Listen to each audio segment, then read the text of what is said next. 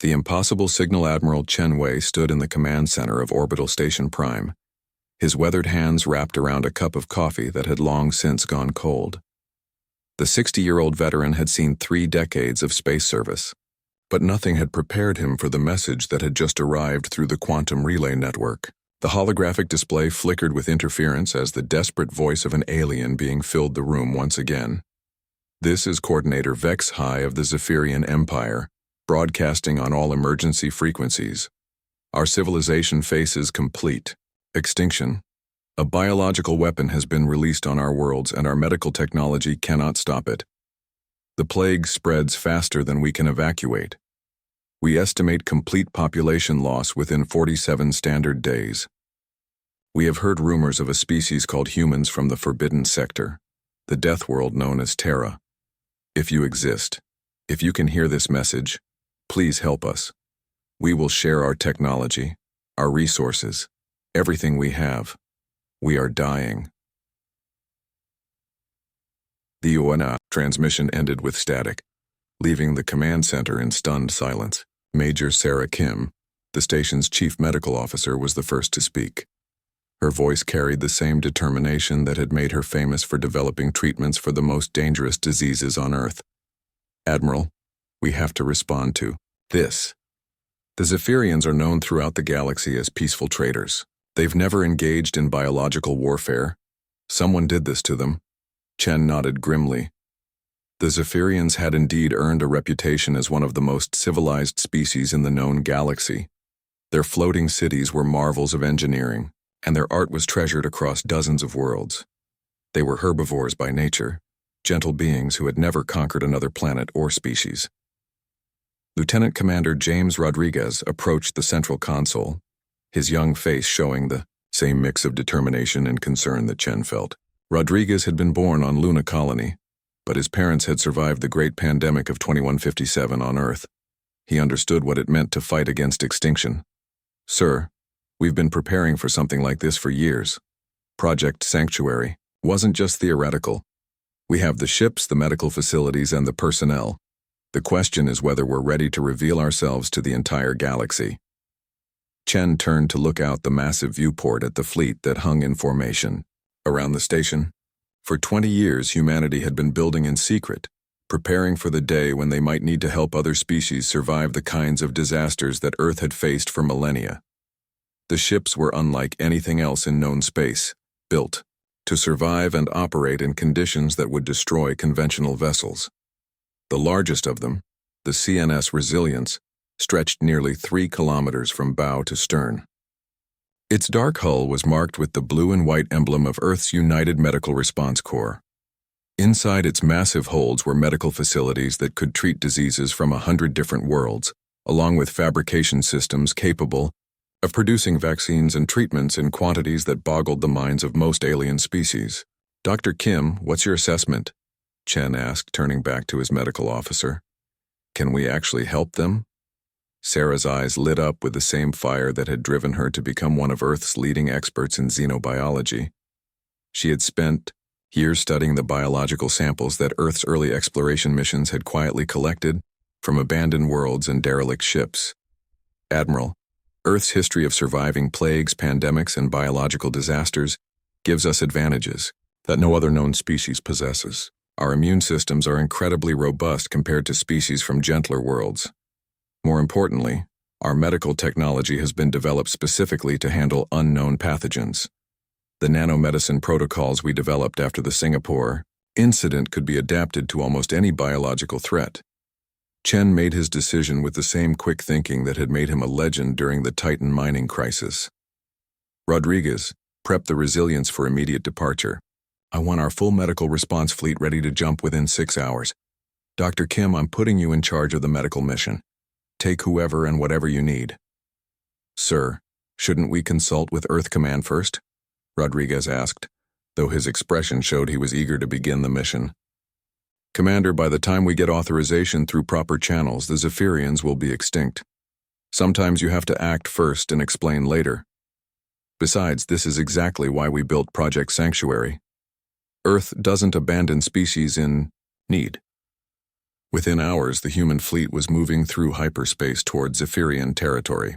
The Resilience led a formation of 12 ships, each one designed for a specific aspect of the rescue mission. The medical ships carried enough equipment to treat millions of patients. The support vessels held everything from food synthesizers, programmed with Zephyrian nutritional requirements, to temporary habitat modules that could house entire cities.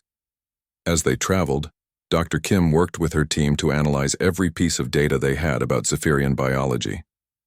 Their species had evolved on a world with remarkably stable conditions, which had made them excellent traders and diplomats, but had left them vulnerable to aggressive pathogens.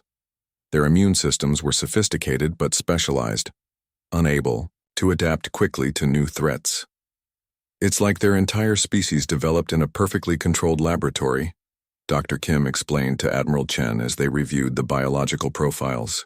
They've never faced the kind of evolutionary pressure that forced Earth life to become resilient. Their immune systems are elegant but fragile. Rodriguez joined them in the medical bay, carrying reports from the other ships in the fleet. Admiral, we're receiving long-range communications from across the galaxy. Word is spreading that the Death Worlders from Terra are on the move. Some species are terrified, others are curious. The Galactic Trade Council has issued a statement calling us unpredictable primitives from a savage world. Chen couldn't help but smile at that. Earth had been deliberately cultivating that reputation for decades, allowing other species to believe that humans were too dangerous and primitive to be worth contact. It had given them time to develop their technology and prepare for situations exactly like this one. Let them think what they want, Commander. They'll understand soon enough what Death Worlders are really capable of. The fleet dropped out of hyperspace, at the edge of Zephyrian territory, to find a scene of desperate activity. Hundreds of civilian ships fled from the inner system, carrying refugees from the infected worlds. Many of the vessels were clearly overloaded, their life support systems strained beyond safe limits. "My God," whispered Dr. Kim as she studied the sensor readings.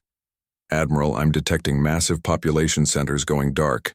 Entire cities are falling silent." Chen activated the fleet-wide communication system. "All ships, this is Admiral Chen. We are now in active rescue operations. Medical teams prepare for immediate deployment. Support crews begin setting up triage facilities. Remember your training, people. We're here to save lives." The first contact came when a Zephyrian patrol ship approached the human fleet, its captain broadcasting on open channels. The voice that came through the speakers was weak with exhaustion and fear. "Unknown vessels, you are entering a quarantine zone. This system is contaminated with a biological agent of unknown origin. Please maintain distance for your own safety." Rodriguez handled the response, his voice calm and professional. "Zephyrian vessel, this is Commander Rodriguez of the Earth Medical Response Fleet. We received your distress call. We're here to help." The silence that followed stretched for nearly a minute before the Zephyrian captain responded, his voice filled with disbelief. "Earth? The Death World Terra? You actually exist and you came to help us?" "Yes, Captain, we exist, and we're here because no species should face extinction alone. We're going to need your help to coordinate the medical response. Can you guide us to your worst affected areas?" As the human fleet moved deeper into Zephyrian space, escorted by the amazed alien patrol ship, Admiral Chen felt the weight of history settling on his shoulders. This was the moment that humanity would step onto the galactic stage, not as conquerors or traitors, but as healers. The Death Worlders were coming, and they were bringing hope. When Death Worlders arrived, the Zephyrian homeworld of Serenity hung before them like a jewel in space. Its normally brilliant blue-green surface now mottled with dark patches where entire continents had gone silent. Dr. Sarah Kim stood on the bridge of the Resilience, watching through the main viewport as their escort of Zephyrian ships guided them toward the planet's largest orbital station. "The infection rate is accelerating," reported Dr. Martinez from the medical analysis station. "We're looking at a pathogen that attacks their nervous system first, then spreads to all major organs. Their natural immune response actually makes it worse." Admiral Chen moved to stand beside Dr. Kim, his expression grim as he studied the readouts. "How bad is it, Doctor?" "Without intervention, we're looking at total population collapse within 3 weeks. not the 47 days they originally estimated. This pathogen was specifically designed to target Zephyrian biology. Someone knew exactly how to kill them efficiently. Commander Rodriguez approached with a message tablet in his hands. "Admiral, we're receiving communication requests from across the galaxy. The news of our arrival has spread faster than we expected. The Andromedans are demanding to know our intentions. The Crystalline Collective is offering to mediate first contact, and the Galactic Trade Council has declared this entire sector under primitive species observation." Chen took the tablet and quickly scanned the messages, his jaw tightening with each new demand and threat. "Commander, send a response to all of them. Tell them that Earth recognizes no authority over our humanitarian missions. We're here to save lives, not to play galactic politics." The docking with the Zephyrian orbital station revealed the true scope of the disaster. The normally bustling trade hub was nearly empty, its corridors filled with the few healthy Zephyrians working desperately to maintain basic life support. Station Commander Thalara met them at the airlock, her normally iridescent skin dull with exhaustion and fear. "I cannot believe you came," she said, her voice carrying the melodic tones typical of her species, though weakened by stress. "We sent that message hoping anyone, might have technology that could help. We never expected the legendary Deathworlders to answer." Dr. Kim stepped forward, her medical scanner already active as she studied the alien commander. "Commander Thalara, I'm Dr. Kim, Chief Medical Officer for this mission. We need to understand exactly how this pathogen works. Can you show us your medical data?" As they moved through the station's medical facilities, the true horror of the situation became clear. The pathogen was unlike anything in Earth's databases, but Dr. Kim recognized the signs of bioengineering. Someone had created this weapon specifically to target Zephyrian physiology. "The attack patterns are too precise to be natural," she explained to Admiral Chen as they reviewed the medical scans. "Whoever did this understands Zephyrian biology better than the Zephyrians do themselves. But there's good news. The pathogen is so specialized that it's actually vulnerable to broad-spectrum treatments." "What do you mean?" Commander Thalara asked, hope flickering in her large eyes. Dr. Kim smiled for the first time since they'd arrived. "Earth's medical technology was developed to handle unknown threats. Our immune systems evolved to fight everything from viruses to parasites to toxins that would kill most galactic species instantly. The treatments we developed for Earth's diseases are actually overqualified for this pathogen. Within hours, the human medical teams had established treatment centers throughout the station. The sight of humans working alongside Zephyrians sent shockwaves through the galactic communication networks. These weren't the savage primitives that galactic propaganda had described. They were skilled professionals using technology that seemed almost magical in its effectiveness. Dr. Martinez called out from the fabrication bay where the humans had set up their nanomedicine production systems. "Dr. Kim, first batch of universal treatment nanobots is ready. The programming should adapt to individual Zephyrian biology within minutes of introduction."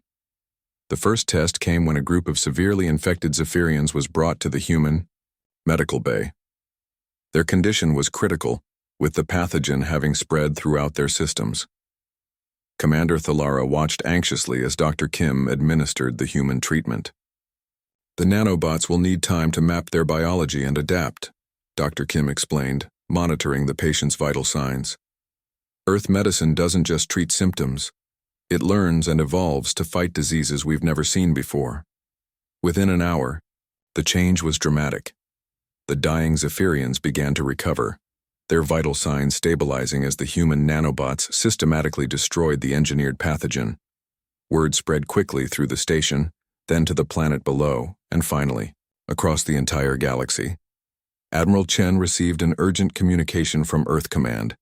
Fleet Admiral Morrison's face appeared on the main screen, his expression mixing pride and concern. "Chen, you've started something that's going to change everything. We're receiving messages from 67 different species asking for our help, with various medical emergencies. The galaxy is realizing that the dangerous Deathworlders might actually be their salvation." "Understood, sir. What are your orders?" Morrison was quiet for a moment, then smiled. "Save them all, Admiral. It's what humans do.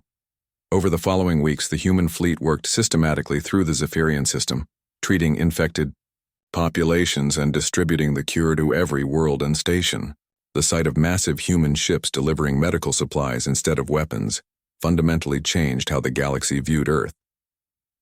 Commander Rodriguez stood with Commander Thalara on the observation deck of the orbital station, watching as the last transport of cured Zephyrians returned to their homeworld. "I owe you an apology," Thalara said quietly.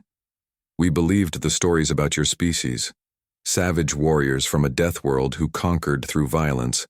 We were terrified when we heard you were coming." Rodriguez smiled, thinking of his parents who had survived Earth's greatest pandemic through human determination and cooperation. "Fear was reasonable, Commander.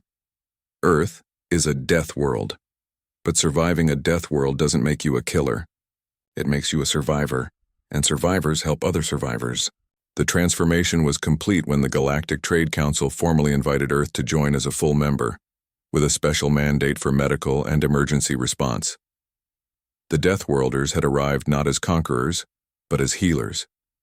Dr. Kim stood in her laboratory aboard the Resilience, working on treatments for diseases from dozens of other worlds. Her communication console chimed with incoming requests for help from across the galaxy. Each message represented another species that had realized what humans truly offered: hope. Admiral Chen joined her, carrying reports from the other human fleets that were now being deployed throughout galactic space. "Doctor, how does it feel to have changed the course of galactic civilization?" She looked up from her work, her eyes bright with the same determination that had driven humanity to survive and thrive on one of the most dangerous worlds in the galaxy. "It feels like we're just getting started, Admiral. Earth spent millions of years learning how to fight death. Now it's time to teach the galaxy what we learned." Outside the laboratory windows, the stars beckoned with the promise of worlds to heal and lives to save. The Death Worlders had arrived, and the galaxy would never be the same.